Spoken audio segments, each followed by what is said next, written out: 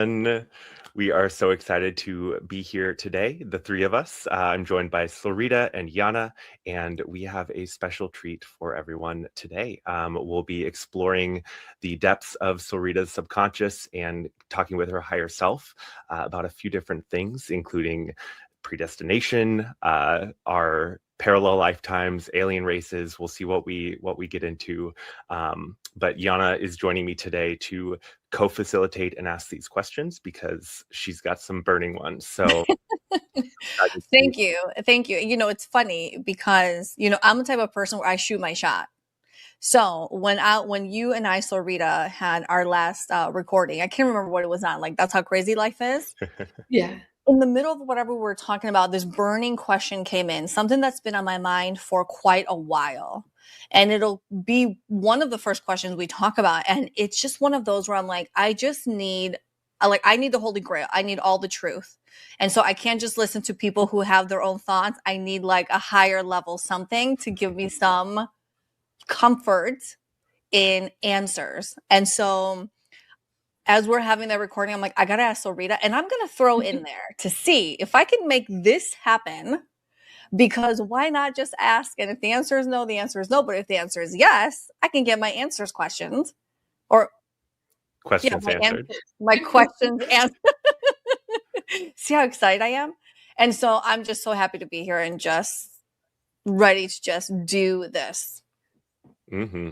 Yeah, so exciting. And I just want to say, I don't know the questions that you guys have gone over independently. So I'm really excited to have just questions come in that I've got no idea about as well. Mm-hmm. Yeah. We'll see what your higher self has to share. Yeah. Awesome. Ready? Let's go for it. I might need to adjust this down a little. I think that's around head height. Oh God. Bit of a headbutt. Don't knock yourself unconscious. Yeah, we can't fall It might help. Okay.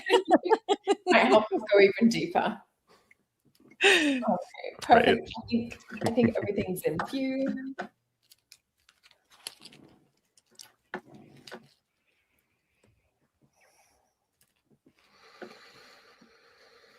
All right. Yeah, you're nice and centered, soul. Perfect. Yeah. And it is very, very good.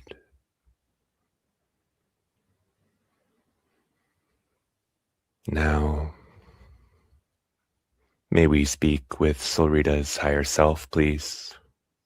Yes. We have permission to speak with Solreta's higher self? Yes. Wonderful.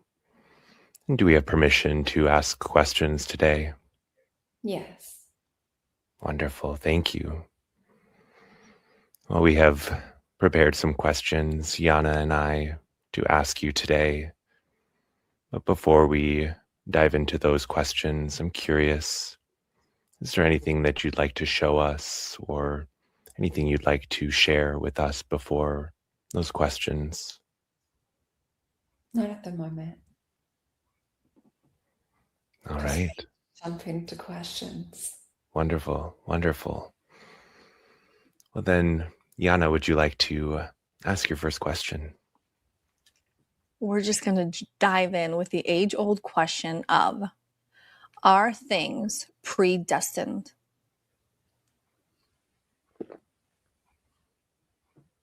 I'm being shown stepping stones that are coming in from outside of our body. So they would be what Spirit was saying is soul destiny, stepping stones. So there's certain tracks of evolution that each of us as an individual will have and are working towards. And so some of these are predestined, but the little happenings that happen within embodiment, some of them are unplanned, but a lot are predestined. So you'll find that there's certain people that you're supposed to connect with, but it's not always known exactly how the connection will take place. So there's a myriad of different things that can intervene, or sometimes different timelines oscillate in on a stronger wavelength when certain lessons have to come in sooner rather than later. So not everything's sort of laid out in a linear sense. And we do oscillate in and out of different timelines for some of these soul destinies as well. So to clarify, the trajectory of where we are, quote unquote, meant to go is predestined. How we get there and the little things that kind of play out and how relationships could form could shift how we get there. But at the end, we're going to that same destination. Yes.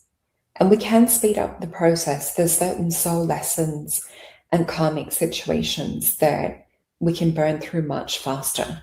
So this is why the self-study and self-inquiry is so important with speeding up the journey and the evolution of us down here in this place of duality on Earth. Can we shift our path? Yes, we can shift it from a present tense, but we can also shift it from a past tense too. So we can alter the way in which we visualize or remember, having like a different perceived past memory can also alter and change things in the present and in the future. So time as we see it is not fixed. We can ripple back and forth and change things. The science is starting to catch up with things now. But it's all about holding a certain energy, especially within the heart, that helps us to anchor certain things onto the timeline. So this is where beliefs are super important and how we perceive ourselves to be. And that form of our self-identity is the most important attribute while changing and fixating to certain paths. I'm curious, those perceived memories, or are we sort of imagining that? Is that something that we're creating ourselves, or is that tapping into parallel versions of ourselves or other timelines where that did happen in the past? From our point of view here on Earth, it would be almost like rewriting history. And the way that it's been shown to me is little bubbles of consciousness. And we have multiple different potentials. And we can tweak and adjust and remember things different. And it brings that bubble down closer into our consciousness. So it does actually assimilate and change things in a timeline stance. This would also be where we get mandala effects come in. Mm-hmm. So it might not seem overtly different to certain things that have happened, but it could instill different belief systems or different trajectories when opening towards the future. So when we plant one of these bubbles or these seeds in our memory, even if it's creating and visualizing a perceived memory that hasn't actually happened in physicality, the brain will take it on and have ownership as though it did. Mm. Does our visualization of that create it somewhere else? Does that create that timeline or that experience, or is it simply our perception of it? Or if we think about it as creating a ripple or a wave through time, so when you go in and you put your brain towards certain memories, this is working with the harmonics of the brain, and it escalates certain frequencies. And so then we get a different output of a different harmonic waveform. So we can collapse old timelines and make them almost non-existent to our brain and the frequency that we're broadcasting, or we can tap in and create beautiful new ways and pathways through tapping into the brain and different waveforms or different memories. But when we add heart to this, this creates more of a harmonious wave signature between the brain and heart. And this can open up new timelines, new occurrences, new people coming in, new situations. It's as though we're upgrading the version of self. And that means that old timelines will be starved or fade out or feel like they're dying off. And this will be felt in a form of non-resonance with certain people, certain situations, and things from past. So in theory, we're actually building a higher resonance within ourselves, which brings a higher resonance of people and places and opportunity and things to match this wavelength that we're vibrating on.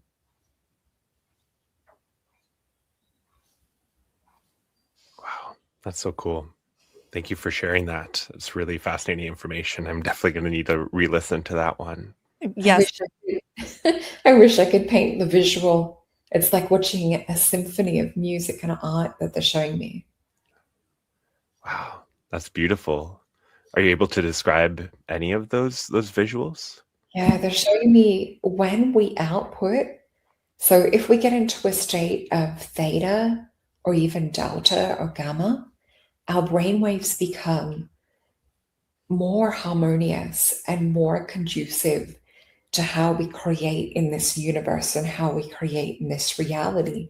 When we add heart and feeling and emotion to it, it's like the beautiful chimes in a symphony.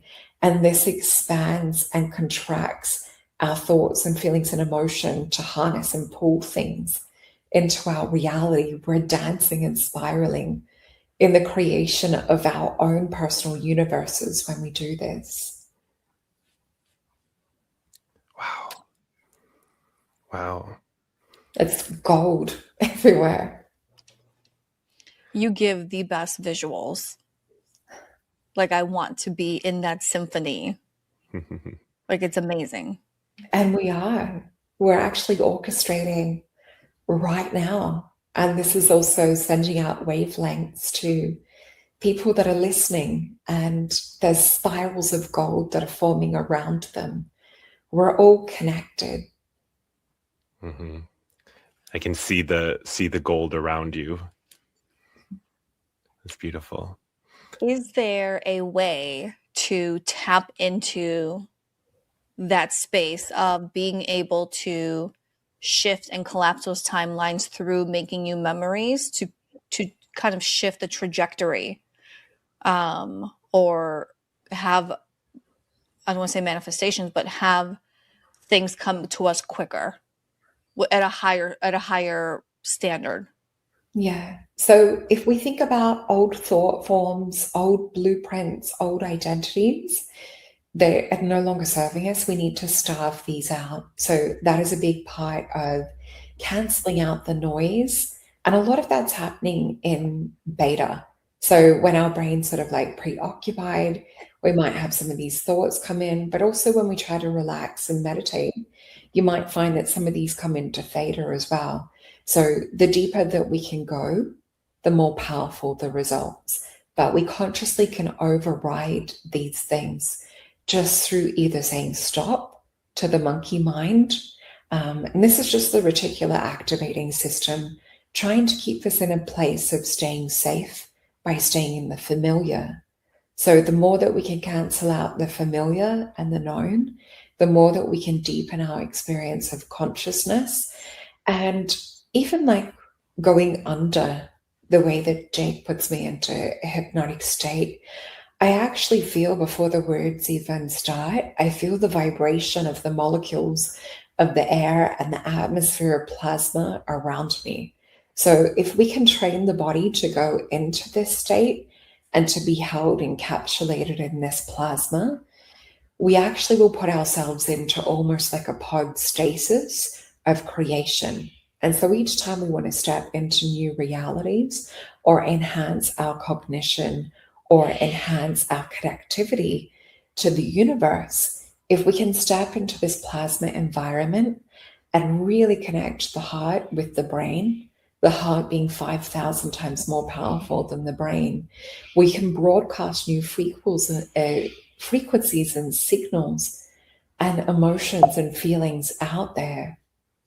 And this is how we will change things. Imagine if we did that on a global sense, or even just our soul tribe doing this and broadcasting the feelings out there, the ripples and changes that we can create within our environment and our reality could be world changing.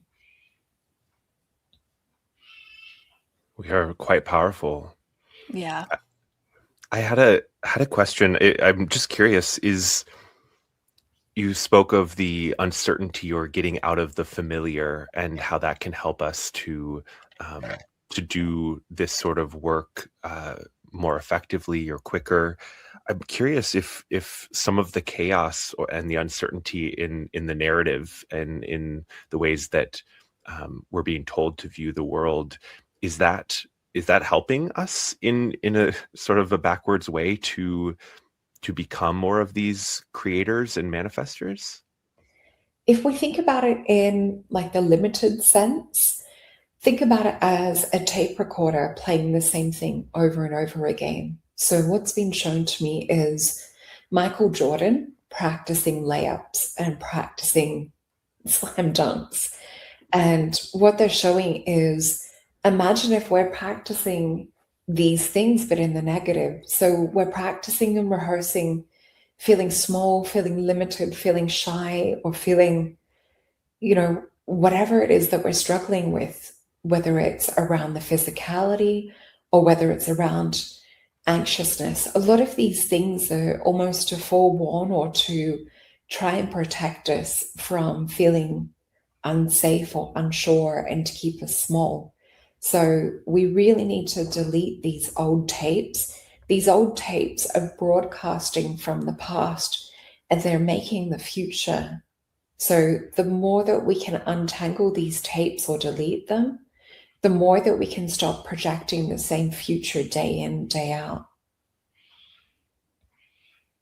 Can I ask for, empaths, they feel really deeply. And so when they're going through a certain old memory or some kind of repeating limited belief or judgment, is there any advice on how to help an empath kind of get through that without having to go through the entire motion of having to feel it all? Yes. So some of these thoughts and feelings and emotion that these beautiful empaths are feeling, they have an expanded state of awareness around their body. It's almost like a form of protection that's kept them safe and kept them at what we would call an accelerated speed or an accelerated level of conscious awareness. So think about in survival situations in the old days, if we had our field expanded to be able to sense any present danger or any perceived micro expressions or anything that could come in that we could cognitively or even superconsciously be aware of, these beautiful empaths have this ability hyper switched on. So some of the thoughts and feelings and emotions that they're feeling are not even their own. So we can even have thought worms that invade auric spaces or invade public spaces and things like egregores or thought consciousnesses. So think about, for example, walking into a city or a town where there's a lot of drug use that goes on. What happens is there's holes that tear into those geolocations, so geographical locations. And this creates almost like a rip in fabric of where a lot of astral entities can anchor in to our earth. So this is why we get some places that just feel bad. And empathically, we walk into that and we maybe pick up on that energy. We have to be careful not to pick up little hitchhikers or worms or parasites that can cling on to our aura. And this is also through people that more in the negative or more emotionally unstable or volatile. We can also pick up thought forms or these little astral worms or cracks that come through and try to hitchhike onto us. So it's essential that empaths learn how to cleanse their space, to cleanse the aura, and to form beautiful shields of protection. Well, what advice would you have for folks? I know you've shared before some techniques and some approaches for doing this sort of protection as well as clearing. Is there anything specific you would recommend today? Yeah, I'm getting told the word spiritual washing, spiritual cleansing. So even just perceiving a beautiful golden light that's connected, that's your soul's consciousness, raining down that beautiful gold and showering, cleansing, and protecting. There are other more specific techniques, but this is a good one for general practice. And visualize it forming an auric golden egg of protection around you. Imagine it to be like a beautiful kind of individual personalized plasma golden sun with white plasma rays that are also raining out of it. So see it above the head, about 4 or 5 feet, and raining a plasma arc around you of spiritual protection. The other way that we know of on a physical level would be to practice pranic healing, things that are involving energy clearing, some frequency devices, or some Tesla forms of technology that you can also wear that protect your auric energy are also very useful. But prayer, meditation, in terms of the present tense of what it is that you're activating, so never to the detriment or to the negative of getting into the fear-based things, but if we can be in the positive, protective stance and knowing that we are protected and being in a state of gratitude for that protection, as well as calling in beautiful angels and archangels and beings of protection that love us unconditionally. This can help strengthen and add a fortifying effect on the aura, as well as also cleansing after we come home from spaces like this or places where our energy might be more open to harvest. And some of these people that are in these lower mindsets and frequencies might not realize that some of these astral beings are having a banquet off of their energy. So there's a lot of loosh that happens in our lower astral, and the third dimensional reality is a buffet to some of these lower astral entities. That's wonderful information. Thank you for sharing that. If we can shift a little bit into that moment of taking our last breath in the physical and then and entering the spiritual world. And so my question is, when we leave the physical world, do we have an immediate knowledge of truth? An immediate understanding of what this all is? So for a lot of people, they exit in fear. And what I mean shown is someone taking their last breath in fear, and they're encapsulated into a bubble. And this is more a bubble where their consciousness is navigating towards a false light. This would be what we call the soul trap. And for those that learn how to relax and trust into peace and go into higher states of perceived awareness, we actually will start to transcend into higher states of reality and oscillate towards the higher dimensions and higher points of consciousness. Is that a good place to start? Yes. What happens when a soul does come from a place of fear and they're put in this bubble? They're almost in, similar to what we see down on her earth, as in some people would like to be told what to do. So we see this within a lot of the communist or like the government type structures, and people feeling helpless or innocent, needing to have direction or needing to have someone come and save them. So sometimes when people are in fear, when they're exiting our matrix, and that's the word given, they will be encapsulated into this bubble and put on to be what is almost like a tractor beam or a conveyor belt energetically. And so they are given somewhat a false form of safety in this bubble, and other things with ulterior motives are coming in to mass direct a huge, vast amount of the population and a majority of the souls that are caught up in this Earth 3D matrix, they estimate 80% as a minimum. It could be more than that. 80% of the population is still entrapped in the matrix. Is that what you said?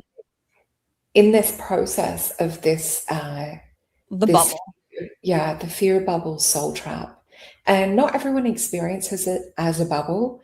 They're just explaining it that this is the easiest way to conceptualize or visualize. But it really is almost like a tractor beam or a false light that's harvesting our consciousness and our soul frequency and energy back to be farmed.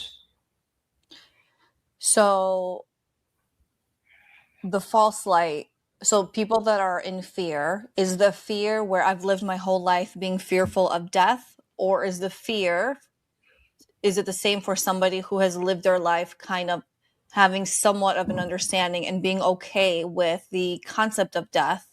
But for example, they could have passed in a very tragic way where they were in fear in the moment that they passed away, that, they crossed over. Would it be both, or would it just be the people who lived in fear through their life? It's more to do with, I'll explain it in this way, but feel free to ask more questions. The way that we self-governance on a soul level whilst occupying this physicality, and the majority of the time that we, I guess, spend knowing our own truth, this will help us when it comes to the end state. So we can clear the fear through things like tapping or through meditation. A big portion of this is practicing. So it's almost like practicing the art of dying and letting go of our consciousness, letting go of fear, and almost releasing into a joy and happiness to be in an expanded state of consciousness. Whereas when we step into the fearful state, our energy starts to become small and become diminished. And this is when other false matrix systems can step in to, I wouldn't say override, because we do have free will here, but if they can falsify a feeling of safety on a lower level, it's so much easier to harvest these souls, to bring them back into the Loosh harvest matrix system down here. So think about it as kind of like a farming system going on down here on Earth. So the more that we can step into self-governance and autonomy around our feelings and belief and consult with the higher self, the more that we're less likely to be hoodwinked back into this fear-based matrix system. So this reminds me of the movie Monsters, Inc., where the monsters get energy from the fear of children seeing monsters in their closet or under the bed. Is that like a good physical example of what that essentially is? Yes, definitely. That's a great analogy, especially for when we are in living state. It's a tiny little bit different when we go to the passing state, in that there will be a lot of falsities that are shown to us. This one would be well explained in, there's an episode of Star Trek that displays this false light matrix. I know Barry Littleton and I have talked about it on a few episodes of shows that we've done, but essentially they show a negative entity portraying as a helpful one when someone is passing, and they portray also loved ones and other false lights wanting to usher the person either back into the state of living or into this state of reincarnation. It's also spoken about in different systems of consciousness, where they talk about samsara, and they talk about different states like samadhi, or getting into higher levels of consciousness. So if we can burn through our lessons, similar to how we spoke about at the start, or start to consciously meditate and reflect on why we're here on a soul level. So there'll be different people that show up in our life to help us finish off and finalize karmic lessons. But if we can have epiphanies and awareness around this beforehand, we can fast track things. And this will also help shift us up quite a few levels in that state of samsara, as well as shifting us up further away from that bubble and the false light matrix. We're more likely to be consciously aware and to step into this path of ascension. Some of these beings that we hear about in higher states of consciousness, or beings that we would say would be more of an ascended master-like state, will stay behind to help the people of Earth to expand their state of awareness and consciousness and to really choose self-governance. And this is what we see across many different people that are speaking from higher forms of consciousness and coming in from other higher universes into our little corner of the galaxy, our universe. A lot of them will be teaching self-governance, higher love, and really accepting ourselves on a deeper level.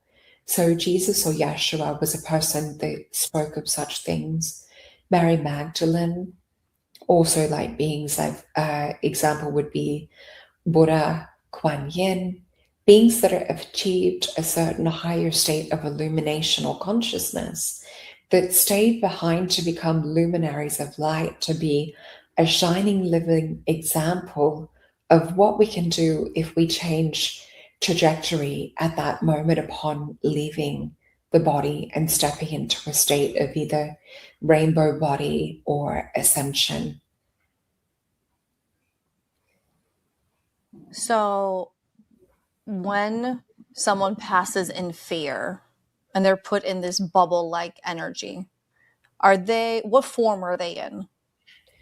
So another way to look at it is their consciousness can also split and pop into fractals. So part of the soul will be harvested to reincarnate down here in the earth realm, but part of their soul memory will also be encoded into more of the fear astral matrix side of things. So where we work with mediumship, or we also talk to someone's soul that has been, a medium talking to them from the other side, you'll have many different fractals or splits. So part of that soul will go on to reincarnate when it's the appropriate time back into the earth realm. Part of their soul will also go on to go into almost like a school system, to be schooled in karmic things, to be schooled and shown different life lessons and how they can on some level learn and evolve. And many of them will actually be shocked because a lot of them will have been closed-minded to life after death. What about the souls that don't die in fear? The ones that are comfortable with death and understand the process as a human can? And what happens the moment they cross over?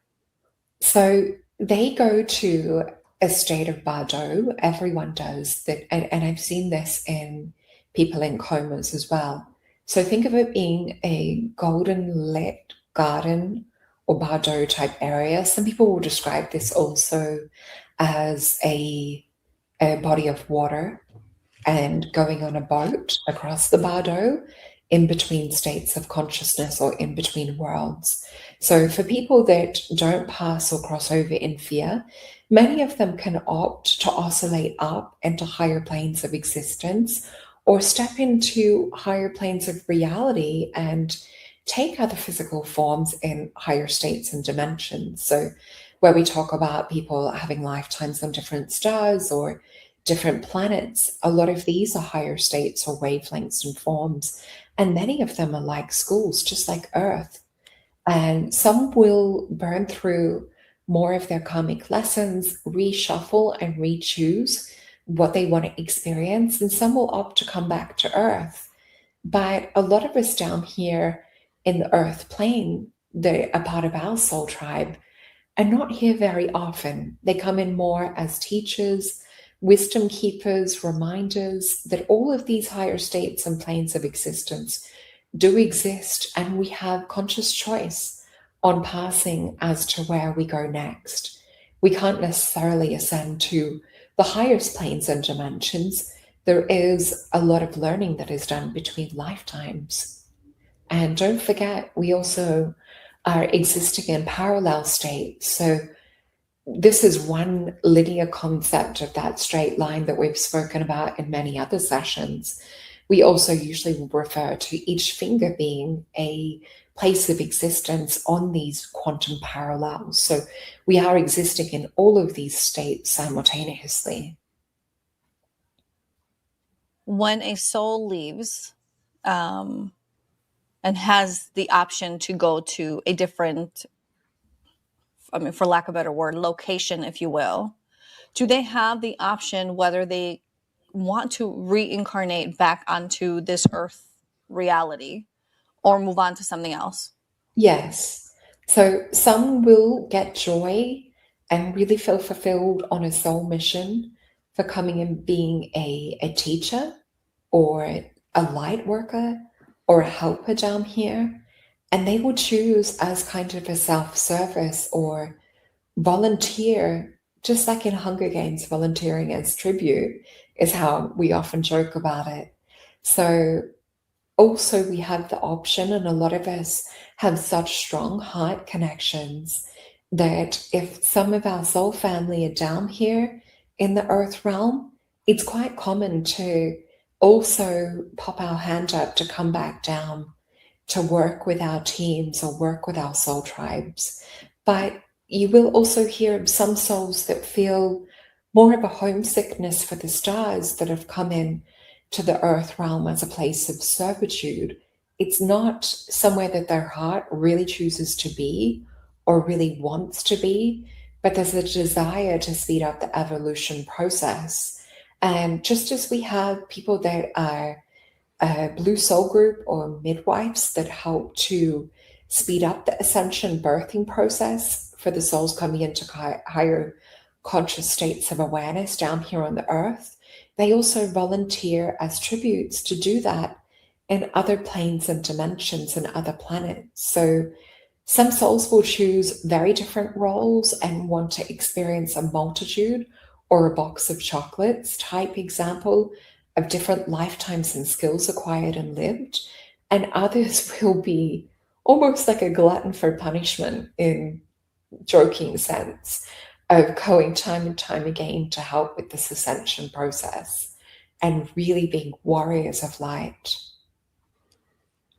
Well, I'm curious. You're mentioning the ascension process, and if we can just touch back on this idea of sort of that reincarnation trap or being redirected. I've heard some people talk about, and it's come through in sessions, that this may be shifting or changing the ability for this trap to happen in this realm. I'm curious if that's true, and if you can tell us a little bit about that. Yes, the more that we speak about this and add light to the subject, the more that it spreads in the morphogenic field. And people will receive downloads whilst in that moment of that traction and that extraction. And think about it as a golden fishing net that's woven. And some of these bubbles or extractions will slip through these nets. So the more that we're becoming aware of it, the more that we create holes and ripples in that morphogenic field of the soul net. So the more of us that learn to escape that loosh harvesting process, the more that become aware. So the way it's been visually shown to me is kind of this tractor beam, but imagine a honeycomb type net, and these bubbles that were being extracted or soul harvested in slipping through fine little holes that are appearing in this tractor beam. And each soul that slips through creates a bigger hole or tear within that program. And so the dark is actually quite annoyed at this because they can't actually slow that down or reconnect or repair that hole within their program because their time is limited. And it was a false portraying of light that is inauthentic. There was a workaround. It's not necessarily what you would say is a legit universal law that they've been abiding by. They've had a workaround with creating a false light. It's a trick, if you will. Not to get super dark, but are there humans that are actually not only aware of this looshing process in the physical, like while we're in physical form, but is there also a looshing trade between humans and other entities that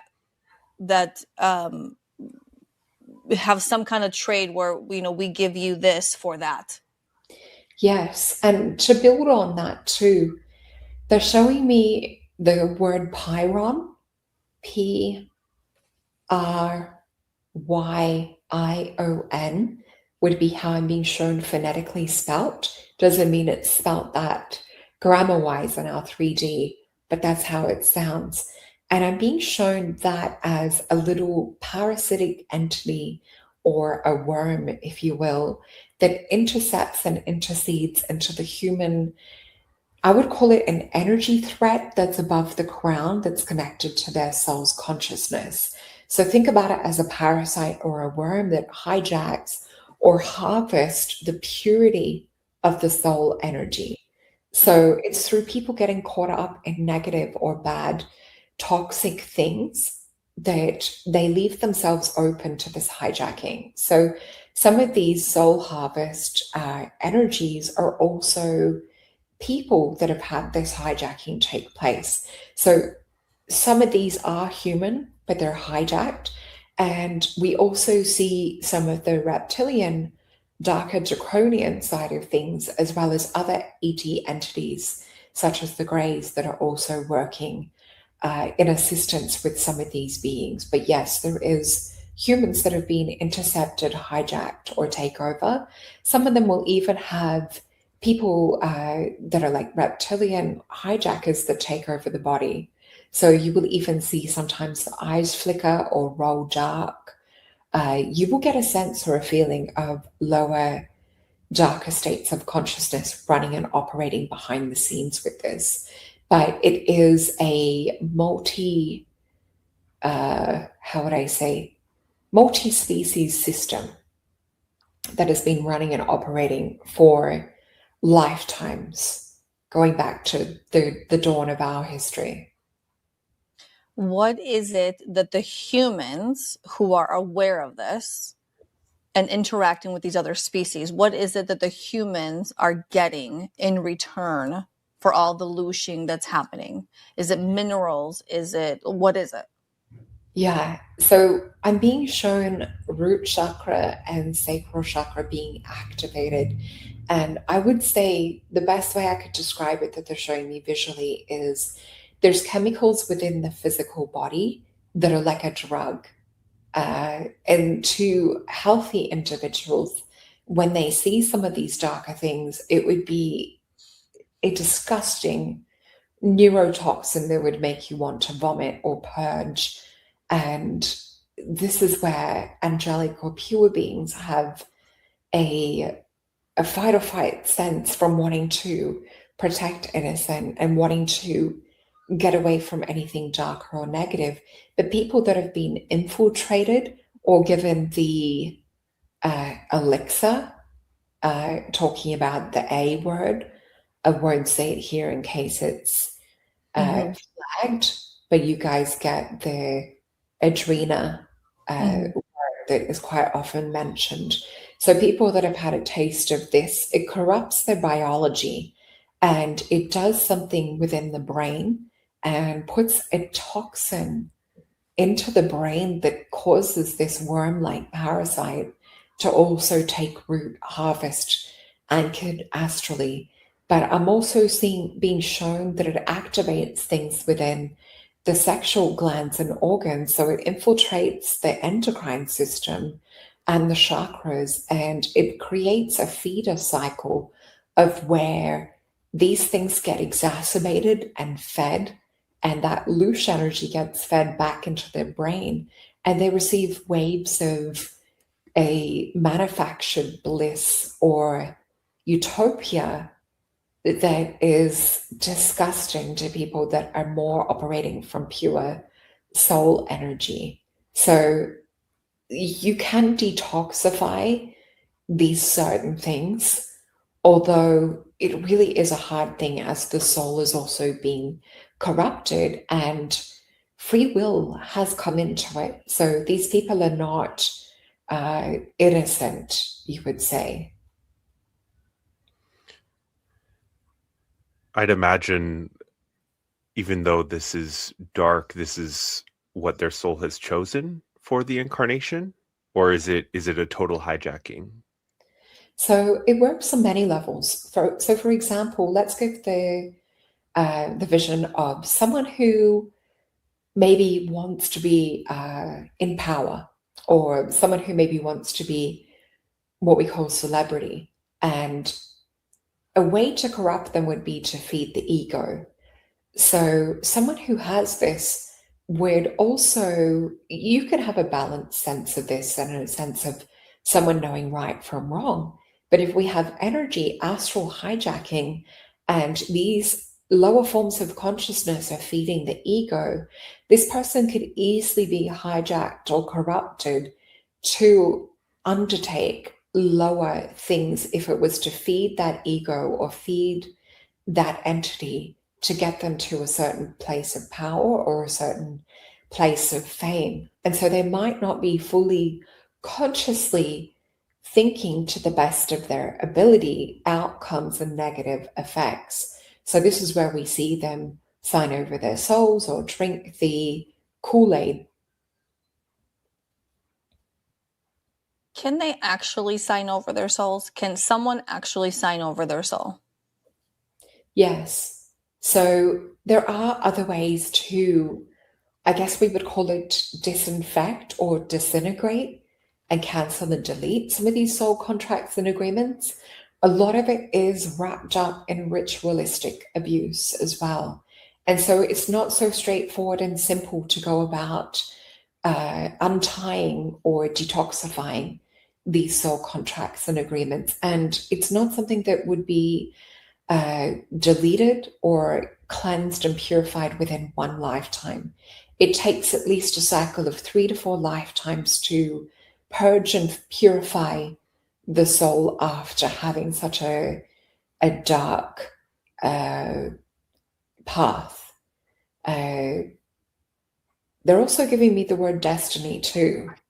So it's like their destiny changing or stepping into a different destiny path. So something also has to be released and unlocked around acquiring that destiny. So this might also change the trajectory and outcome of why they signed that soul contract. So they might have fame rebuked or places of power rebuked as well. So it's a pretty complex thing, but it can be cleansed and purified after a lot of work. Are they conscious of this selling their soul type of moment in their life? Is that a conscious decision that they're making, or is that something that's energetically taking place? I would say about, for some, 20% conscious. For those that have been used, abused, and confused and drugged, 3% conscious. So when making decisions from that lower level of consciousness or that crack of awareness, it would almost be they think it's a joke.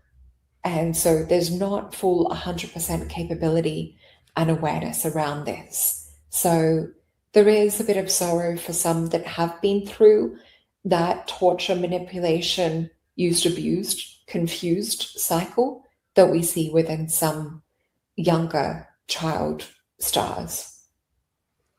I'm curious, is this signing away a fractal of their soul, or is this, I mean, because this is a physically incarnated human, and so do they have sort of the right or the autonomy to sign over their oversoul, or like that larger part, or is this like a fractal?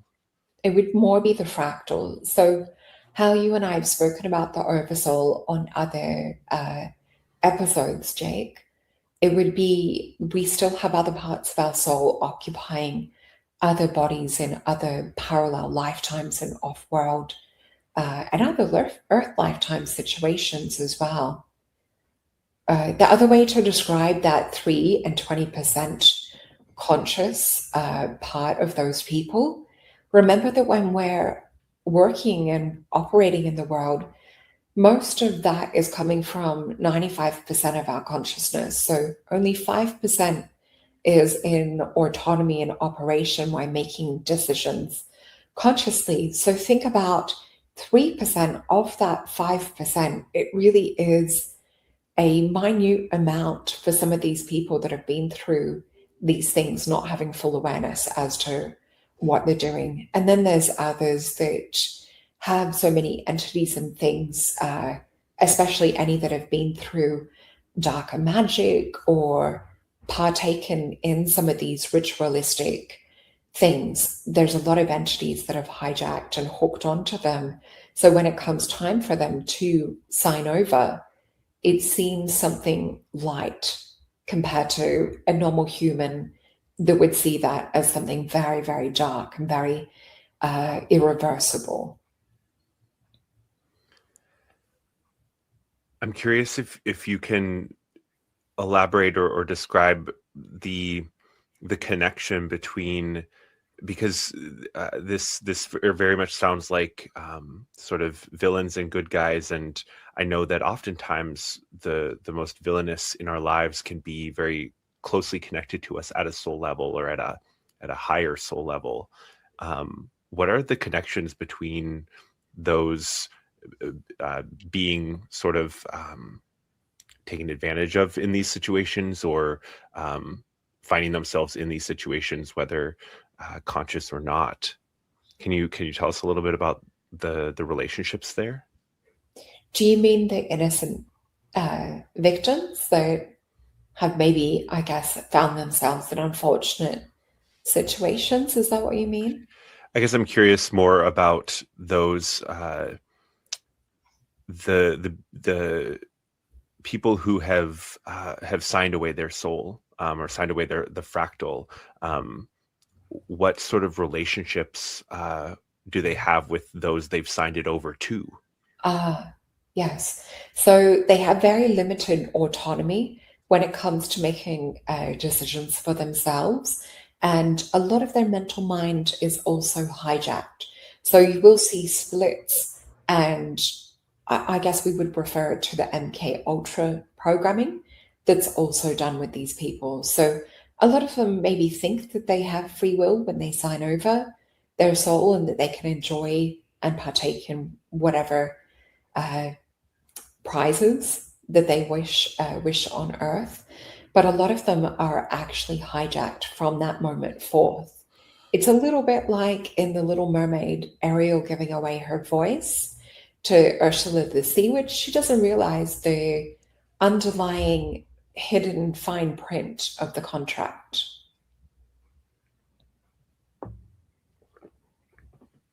I'd like to move us off of this just for a little bit, because I think I don't want to give it any more power or attention than we've already given it. And what you shared, Solreta, was amazing. To lighten it up a little bit, you mentioned something. Subject. I'm just trying to push some light through my body. Yeah, perfect. To Okay. clear that channel and consciousness away from darker subjects. Yes, let that golden shower come over you. Sounds terrible, but I get what you mean. you mentioned something, you brought up, mediumship and all that. So I wonder, when someone, for example, if I'm receiving a reading and my grandmother comes through, what aspect of my grandmother is that actually coming through? Has she moved on somewhere, but she's able to still communicate with I guess that would be her soul group in this incarnation, or who's actually speaking and showing up as my grandmother? Yeah, so there's a few different ways to explain this because many of us are in different states, different places once we cross over. So some people that have been parts of government programs or things like Montauk experiments or Philadelphia experiments, and yes, even CERN to a degree, some of these souls have almost like some of them have like a quantum entanglement, or some of the souls will go in to a place held between dimensions, almost like a little bit of a soul trap in pocket dimensions in a way, just from what I've seen through some of my work. And you'll have with some people, so say for the example you gave, contacting your grandmother. So you'll have the physical body is the part that we see decays and passes away and returns to Gaia. But the consciousness, part of this will, in some situations, go into that soul harvesting reincarnation process where we come back into Earth. So you may even have where that soul has incarnated back, but that memory and soul consciousness that we can still communicate is like a fractal of that person's consciousness. So just as we can tap back into past, present, future, and we know that it coexists, just how we described the fingers on the hand being in parallel times and dimensions and being in many places at time. So we can talk to other people that we have lost, loved ones, but they may have also reincarnated back. And some of them will be in what I would say is like a school process system. So going on to learn the lessons, and many of them will have evolved and grown when they move out of the physical. And some of them will be in amazement and wonderment of looking back. What's conveyed to me is love is always the highest, most important thing. Once people die, they realize just how important love really is. And I've seen people come back into body in coma states, just being reminded of the love that they have from their loved ones. So just to clarify, if you're able to speak to a loved one, does that always mean that they have the only reason you're able to communicate with them is because they've also reincarnated on planet Earth, and so there's a fractal of them present, or no? No, it's a little bit like a radio station. So we can tune into their broadcast channel, and that's what mediums are really great at doing. So just like we're tuning into a broadcast channel now. So when we tune into higher self and into more ascended or spiritual beings that love us unconditionally, we're tuning into higher radio stations. So when we tune into loved ones that are past, it's just broadcast on a different frequency or different station. So if we think about that being one essence of their soul or one fractal of their soul, we can communicate to that part of them. This is also demonstrated in, I don't know the name of the movie, but there's a father who passes and communicates to his son via an old transistor radio that is found, I think, in his workshop. And he's communicating to the father through the radio, through space and time, even though the father has already passed. So think about it in that way, that time as we perceive it is non-linear on a human level. So we do exist in multiple spaces and dimensions and occupy these places all at once. So we could be in the bardo and our spirit and soul can still convey messages to our loved ones via the radio transmission of a medium, or part of our soul might be reincarnated into the earth. But that soul memory or earth kind of time link that we have is still available to access and pull the information down. It's almost like a download and looking up files on the internet or accessing the cloud of our consciousness. Another way to think about it is with tesseracts and traveling through space and time, we can travel to these different places, different dimensions, different pockets, and we can exist in these different places as well at the same space and time. So it really is non-linear. Okay, and some really random thought came into me, so I'm gonna go with it. Is there a difference to the soul? Does it make a difference whether a human body is buried versus cremated? Interesting question. It's mainly if we come to the core of it around respect. So if we give respect and honor our loved ones, it doesn't matter too much in terms of the semantics that are tied up within religion. So we know religion to be, on a human level, a form of control. So as long as the body and the loved one is given a farewell in respect, and knowing that the consciousness hangs around the body for around about 72 hours, 3 days. So if we're mindful of this and respect the consciousness still having residual amounts of electrical activity within the body, the brain, the heart, the eyes, within that period of time, and within some of the nadis and the chakras and the acupuncture system, as long as we wait a little bit of time before we farewell our loved ones, it doesn't matter so much. But a lot of it is tied up in religion. I love it. My mom freaks out when I say I'd like to be incarnated. Do we have time for a little bit more, Jake? Solreta? How are you feeling, Solreta? Yeah, I could probably do one more. Oh, well, then I'm going to give you a heavy duty one that might take a second. Just kidding. But actually, it's a big one. And it is next on the list. Are we an aspect of source having a physical experience? Yes. So where we've described the oversoul in the past, and Jacob and I have also talked about this on other shows, if we think about source being a beautiful fractal of light, and then there was a time where the little fractals split off from that larger fractal to go and experience different lives, different waveforms, different forms of consciousness to explore and create on their own.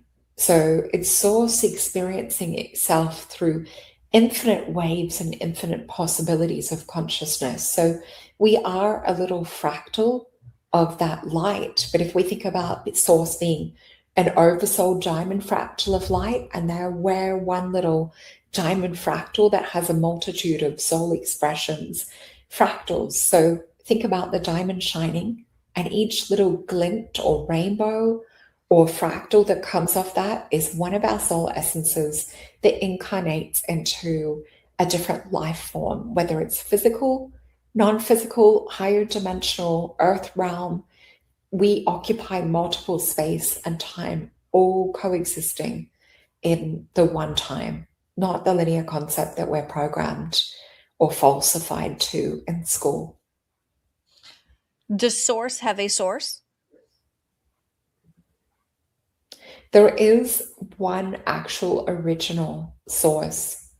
So when I look beyond, I just see what seems to be void space, which is interesting because this they're relating to me is how we talk about a yoni birthing a soul essence into the world.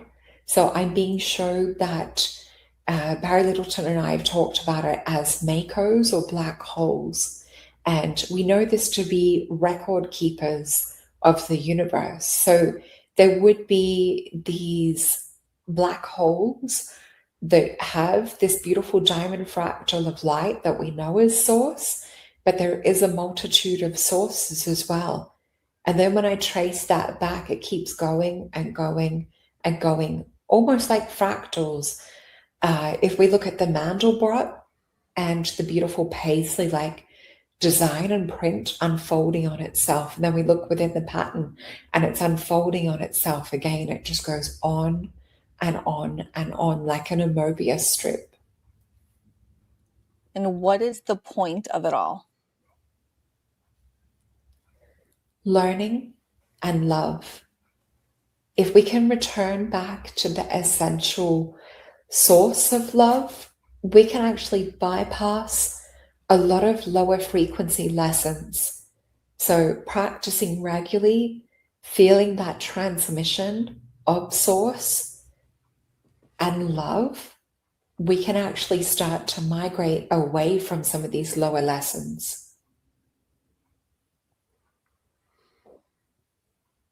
I'm curious, you mentioned love, and I know that our human concept of that is perhaps somewhat different than it is on higher levels. Can you explain that love a little bit more?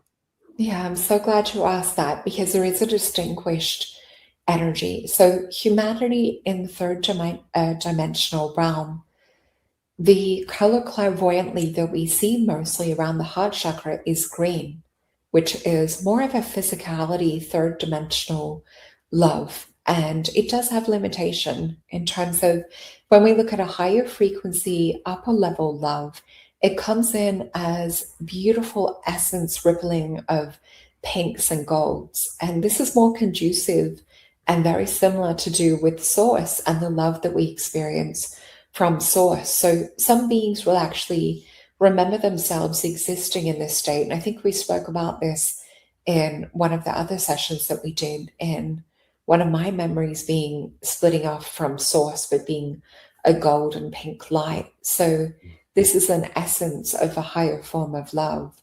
So some of us remember being actually this love.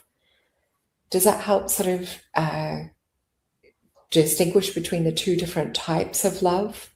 I would say it's about probably 80%, 88% of people in the earth realm that more are akin to just the lower astral form of love and a what's in it for me type mentality rather than servitude. So servitude or coming in to help the whole or to be what we call a light worker or a being of service is more coming in with waves of this higher love frequency.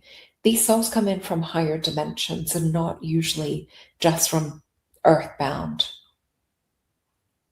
No, that's a beautiful answer, and I'm so glad you shared it. Thank you. Thank you guys for all of your questions, and also to our soul tribe. As we've said in the other ones, I feel them around us when we're talking. So I just want to express my love, my gratitude to them and to you guys, and for the amazing questions. And thank you to helping us to stretch and to grow and open our minds, and yeah, just sending waves of love and gratitude to you, Yiannah, and to you, Jacob. Thank you. I can feel Thank it. you. Well, do you have anything else that you'd like to share with us before we go? I feel satisfied and happy. Thank you.